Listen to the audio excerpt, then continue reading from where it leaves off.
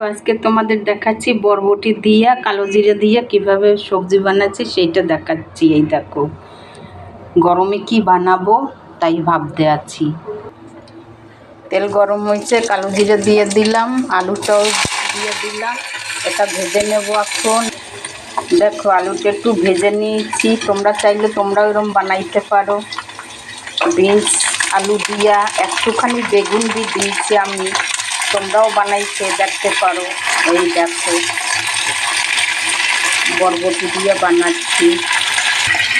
দেখো একটু ভাজা ভাজা হয়েছে, হলুদ দিয়ে দিলাম, ধনের গুঁড়া দিয়ে দিলাম, তারপরে একটু লাল লঙ্কার গুঁড়া সামান্য দিলাম, আর স্বাদ মতো নুন দিয়ে দিলাম।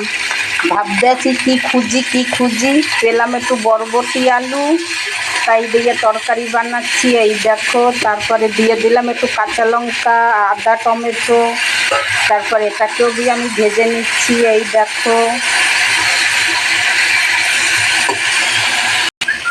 দেখো বিনস আলু বলতে আছে, পাশে একটু আম ছিল মাসিমা, আমটাও একটু কেটে দিয়ে দেন, তাই একটু আমও দিয়ে দিলাম। এই যে আমটা বললো মাসিমা আমাদেরও একটু বিনসের সঙ্গে যেতে দিন, তাই একটু কেটে দিয়ে দিলাম। তোমরাও এরকম বানাইয়ে খেয়ে দেখবে। তারপরে এই দেখো সব ভেজে নিলাম, তার জল বললো কাকিমা আমার একটু জলও দিয়ে দিন, আমটা বললো।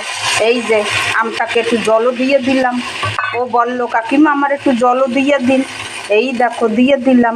তারপর হয়ে গেল আমার বিনস আলু আমের তরকারি। এই দেখো,